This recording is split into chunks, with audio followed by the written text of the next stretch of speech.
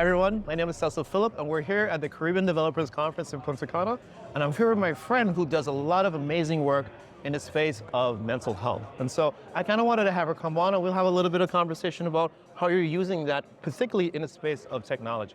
So why don't you introduce yourself to everyone really quick and tell them a little bit about who you are and what you do. Yeah.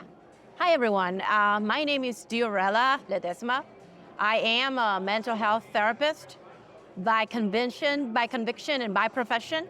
I've been in mental health for over 20 years. This is my passion. I loved it since I was a little girl. My dad is a doctor, so it's that, human side that's very important in my family, right? That's one of the important values. So I studied psychology because I know I wanted to help people, right? I knew it from a very young age. So I did a lot of patient work, partial hospitalization programs, you name it, right? Yeah. Loved every part of it. The clinician part of mental health is really interesting. You get to see so many cases. There's some cases that really rock you to the core, but I think that's like what helps you to continue doing it, to do it for the benefit of people, right? And it's always been around helping people, right? So, and I can give you a little background, how mental health and technology, right? Because we're in a technology conference. Yeah. It's like how mental health and technology would probably kind of coexist, right? So my older brother is a developer. So I grew up with a developer, just in my house, working. So that's a space you're very, exactly, very comfortable with and familiar with. Correct. And he was a DBA, so you would see him late at night. The computer was always on in my house, long hours, and then he would have to go back the next day to work. And do it again. So I was thinking, I'm like, this career is very demanding, right? So I was very interested to know how important developers are, but at the same time, how much time they use, of their time to work, right? And how little personal time they do have left, right? Out of the full working day. So eventually I married a developer. Go figure. I never imagined why would that happen. Yeah, exactly, right? And then, you see it more in depth, right? I'm now the wife developer, right? That I see my husband working hours and off hours, right? And then I think I started realizing that developers are so important, right? But at the same time, they're overworked, right? In 2019, my husband asked me this question. I'm like, I know you're a mental health therapist, but can you help developers? Can you pivot a little bit your career and kind of transition into technology with me? Yeah. I was very hesitant because that was not my area of expertise, right? Sure. But I knew in the back of my mind that was where I needed to go. So in 2019, my husband and I, we started this company called Laboratio, right? That is, and our logo, our if we can define the why, is helping people through technology innovation. So here I am, the therapist that wanted to help people, but now I'm having my husband alongside with me in the technology side of it, helping people, right? I think that's beautiful too, because obviously you're helping people, but also you have the support to be able to do it, to do it with your family, right? And I think that's really important. Correct. When I was younger, and before I went to school and college and those types of things, I've always had an interest in how the brain works. Like why do people do the things that they do? How do they make decisions that they make? What are the influences they have in their space that kind of make them the person that they are, whether it's culture or locality or whatever the case is. And so I wanted to be a psychologist, right? I wanted to be a behavioral psychologist at one point. And being from the Caribbean, sometimes there's a stigma that goes along with people that are in that field, right? We call them the crazy doctor, right? Correct. Yeah, correct. I didn't make up the term. Sometimes we call him the crazy doctor. And, again, because there's that stigma around what that is, a lot of the time families, and I'm talking about in the 80s, so this is decades ago, right? A lot of the times families would be like, hey, I don't want the crazy doctor in my family. because if you're around crazy people, you must be the crazy doctor. Mhm. And again, I'm talking about the 80s, right? Like, so obviously we weren't as politically correct as we are today, and the world is very different today. Now we're in 2022, going into 2023. Correct. And so our perspective on what those conditions are, and also even how we speak about those things are very different. Yes. You know what I mean? But Yes. again, you know, just a little background for me, like that's Yes. always been something I was interested in. Yes. But it wasn't an accepted thing Mhm. in family as in like a tradition. I'm like, well, if you're going to be a doctor, be a real doctor, Correct. right? Or Yes. be an engineer, or do law, or do something that's a little bit more socially acceptable. Yes. You know what I mean? But I think now what's happening over time, like again, particularly as Caribbean people, because we're at the Caribbean Developers Conference, Caribbean people, we're becoming more accepting Yes. of that space and the importance Yes. of thinking about, well, hey, it's not just about, you know, working until I can't work anymore. But it's also about like, how can I be present for my family Correct. after the fact? And how can I take care of Correct. myself physically and mentally? Correct. Because, you know, strong mind, strong body, you know what I mean? You have to find like that balance, that equilibrium Yeah. of that thing Yeah. too. Yeah. So I'm saying all this to say like, when you decided to make that a focus of yours Yes. from a career and professional perspective, Mhm. outside of your husband, Yeah. has your family been very supportive of you doing that? My father, since he's in that, since he's a doctor, he knows what psychology brings, right? So he's from the generation where, yes, doctors are important, but he also studied the brain when he was a medical doctor, Sure. right? Being a doctor of medicine, you kind of have to see it holistically, right? Yeah. So he kind of knew that was my place. He kind of knew that was also a place where not a lot of people will, incur, because it's, like you said, in the Caribbean, there's always this misconception that if you're crazy, then that's when you go to a therapist, right? Yeah. And then, but if you don't have anything, or if you might have, if you feel sad, sometimes you just, I don't know, drink a beer, right? Sure. But not necessarily seek mental health therapists. So my dad knew it. He knew where I would be as an important part, right? In the health field, right? So Yeah. he was very supportive since day one. And that was very good for me, because he was always that guiding light for me. So he started out very poor. Yeah. Like, my dad didn't have the resources by himself to become a medical doctor, so he had to work and study medicine, and that's like crazy. You sometimes cannot do both. But for him to know that that's what he needed to do, and to get the money, he worked at the first years of his medical doctorate, and then he was able to continue because of the money that he had saved. So Sure. he knew the importance of being, in the health field. He knew that he would be able to mentor me to be where I am right now. That's Definitely, awesome. for sure. So, unlike you said, like before you were doing mental health specifically for technologists, like you're doing that on a more general level, right? Correct, And so, correct. like, what was that early stage of your career like? Like, what were some of the things that you were involved in, like types of folks that you were helping? So I migrated to the United States in 2005. They needed a Spanish-speaking therapist for a certain community because there's so many Latinos. So they Yeah. needed a therapist that they could relate to, that they could speak the language, that they could look like them. So I was offered that position in an urban clinic. Loved it. I worked there for 5 years. Met great people. It was so beneficial for me. I think it was like mutual. I benefited from like the community, and they benefited from, that interaction with a therapist. Okay. Later on, I became a mom. I have 2 boys. Kind of took a little bit of sabbatical. I wanted to take care of my boys. And then I went back, and then I went to a hospital, mental health hospital, where the demands were higher, the shifts were longer, the needs were definitely bigger and higher, and very fulfilling at the same time. But I think I needed to support my husband in that journey of transitioning from a mental health therapist in that clinical setting, and just coming along with him, and just all the stuff that I know, all the talents that I have, and all the knowledge that I have about, the clinical side of it, right? Of that the person not only doesn't need to work, right? There's needs, there's personal needs, right? There's emotional needs. So I needed to bring that to the tech field. Yeah. I was hesitant Very hesitant. I can imagine. Yeah. Very hesitant, I would say for months. But I think I was convinced that I needed a pivot. I needed a transition into a different. That makes a lot of sense.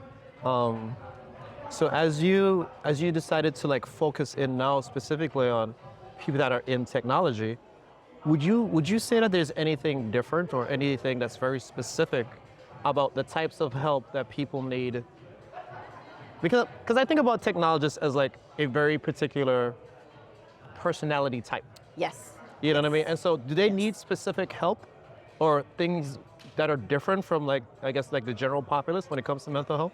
So there's many things that developers have in common with the population. So it's like in terms of learning styles, for example, in terms of, I don't know if you have heard of the term, I am a left brain person, Sure. or I'm a right brain person, Yeah. right? You will find right brain developers and left brain developers. Well, So for each one of them, so psychology can really help, right? So we also have the introverted developers, Sure. and we have the extroverted developers. In my experience, I have seen more introverted developers than extroverted. And the thing with introverted is that it's for them is very hard to seek for help when needed, right? There's also another thing that I have seen is that there's not a lot of assertiveness in a developer. And assertiveness, it's just expressing your needs, Sure. expressing your wants, being respectful, right? But just saying it, stating, I need this. I can't deliver this tomorrow. Yeah. This is very complicated, and the business logic that you have provided to me, it's going to take longer than you expect. Something as Yeah. simple as that, they struggled with. They Yeah. struggle. So what I would say is that if there's something I can help developers as a therapist, is to be assertive, express, put your boundaries. And I know PMs, and I'm gonna refer Sure. the project managers, right? That they're always asking for them to do things, and I want you to do this. Give me an LOE, give me an ETA, right? So when they are assertive, they can express what they want, but at the same time, it's gonna come as a boomerang because they're being heard, they're being understood, and they're being respected of their boundaries. That helps them. So that would be my main focus. Like, how would you help them to become assertive if they're not, or assist them in that assertiveness? For the introverted, how would you be able to say what you need?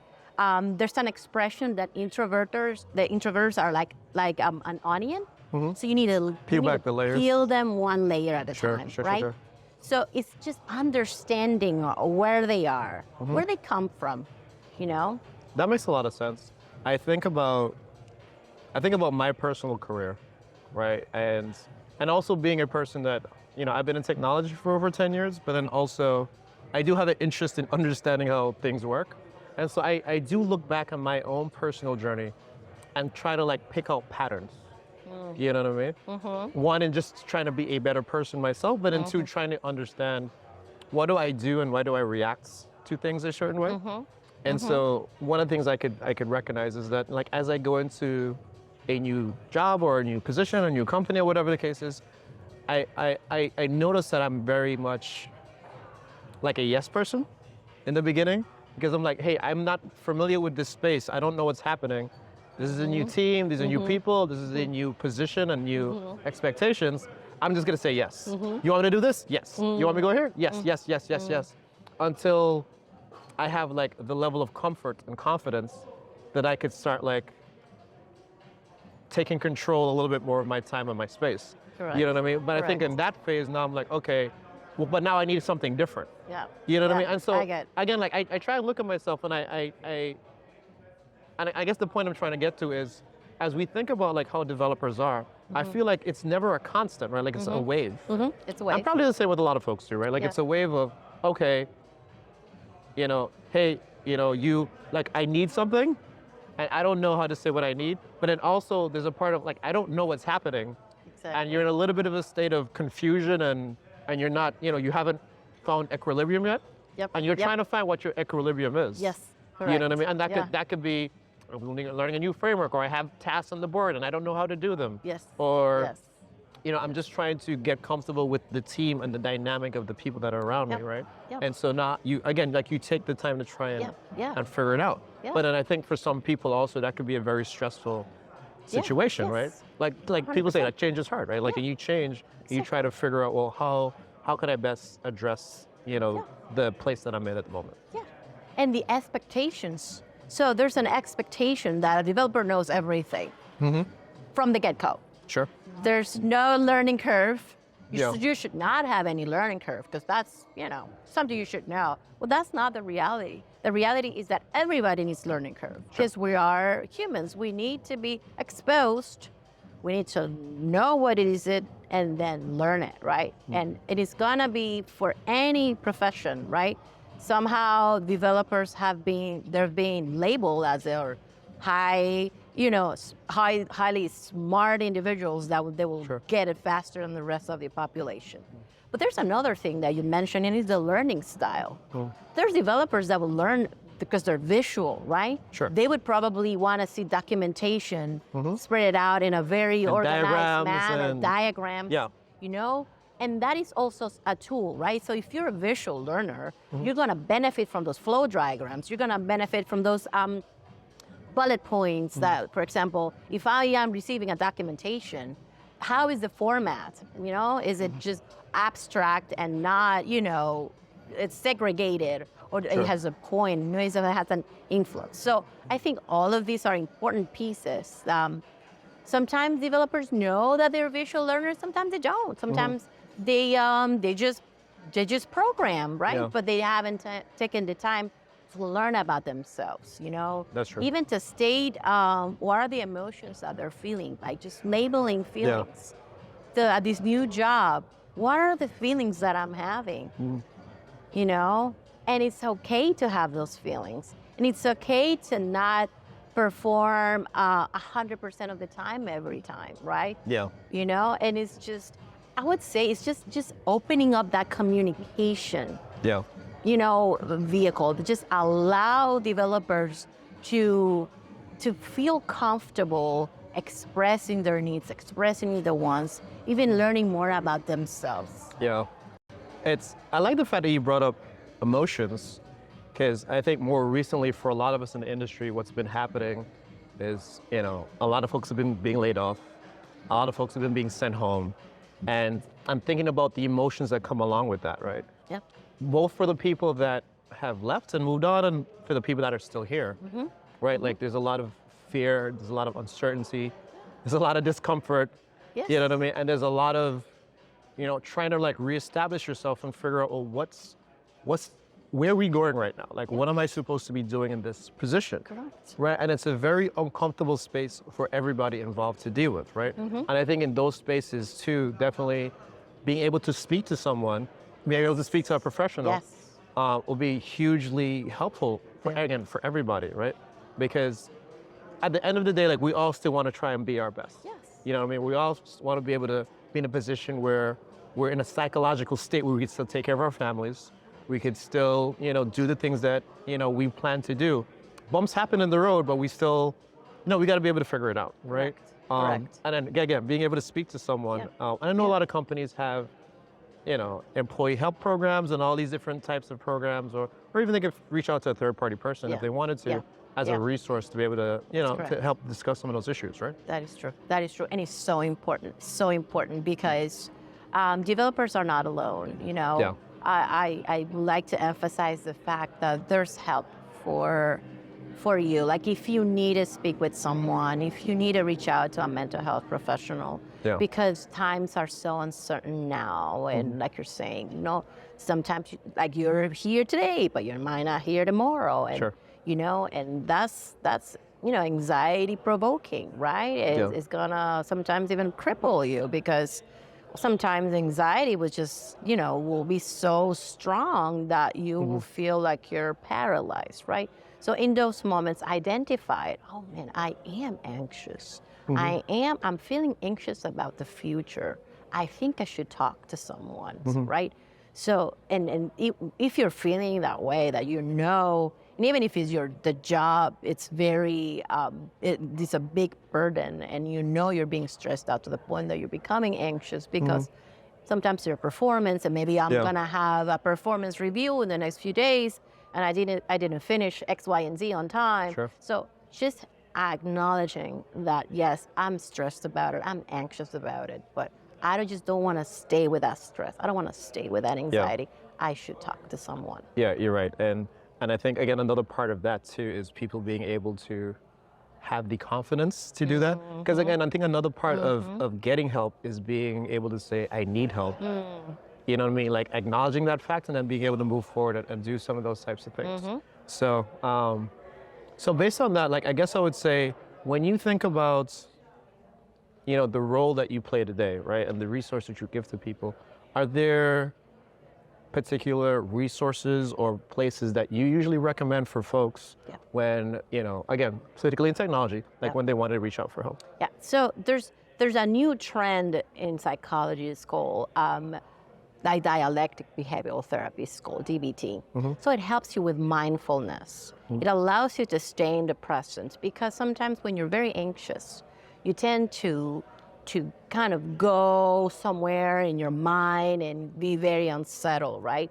So mindfulness will always bring you to the present, will anchor you, will ground you, right? So I like to always offer, there's so many resources online, and if you go and you type for mindfulness activities, you'll find a myriad of resources that can help, you know, when you're feeling anxious, when you're feeling depressed, and you know, there's so many techniques. There's stuff you can even do at home. There's one particular technique that's called 5, 4, 3, 2, 1. 5, you can, for example, you're very anxious, you feel like you cannot be centered or grounded. Think about 5 things you see at the same time. Like right now, you're sitting down. Just label 5 things you see. 4 things you hear. Right. You know, 3 things you can probably touch, or like I'm touching right now. Sure, you're hearing, or you're like, so you connect them to your senses. Exactly. Right. Use your senses to ground yourself, right? Sometimes I tell the patients, you know what? Thoughts sometimes are just thoughts. Thoughts not necessarily are data. Yeah. You know? You can imagine them that they're just like clouds in the sky. They're here, but they're gonna slowly move out. There's another thought coming and then another one going, right? So label those thoughts. Are they like catastrophizing thoughts? You know, like very negative thoughts, right? And just label them for what they are, right? And accept them that they're just thoughts, that they're not necessarily data. For example, I might be laid off tomorrow because I'm hearing of all this laid off. But that's a thought. You don't have a data that says you're gonna be laid off tomorrow. So there's so many resources that can help you, you know, specifically like mindfulness. I really, emotion regulation. I don't know if you've heard about it. I have not. You know, it sometimes starts when you're very young, like you would cry constantly and you couldn't, like, you know, self-regulate. But now there's techniques that you can do at home that can help you regulate your emotions, and it helps you, like, you know, kind of de-escalate yourself from being very highly anxious to find that state. That's and amazing. there's many resources. I feel like me and you could talk for like 2 hours about this thing. But I feel like these types of conversations are very helpful and impactful. And I think for everyone, not just software developers, but for everyone that's going through whatever they're going through, like you said, it's really important for them to recognize they need help. And then accept it, and then reach out to, you know, professionals or whoever they need to speak to be able to get that stuff. For folks that want to speak to you specifically, again, because I know you, like you said, you focus on technologists and engineers and folks like that. Folks that want to reach out to you, what's a good place for them to do that? Like, are you on LinkedIn? I'm in Twitter? LinkedIn, and my name is Diorella Ledesma. You can find me in LinkedIn. Send me a, you know, message, and I'll definitely respond. Great. Well, thank you so much, man. This has been amazing. Thank you so much. I really appreciate you Cecil. sitting down and talking to us. Thank you. Thank you for inviting me. You're I really very appreciate welcome. it. You're very welcome, Alrighty. and thank all of you for watching. And so we just learned about, you know, how Diorella is helping folks in technology deal with their mental health. Again, like she said, she's on LinkedIn and different places, so feel free to reach out to her if you're interested in getting some help. But thank you so much, and I appreciate you checking out our video. you.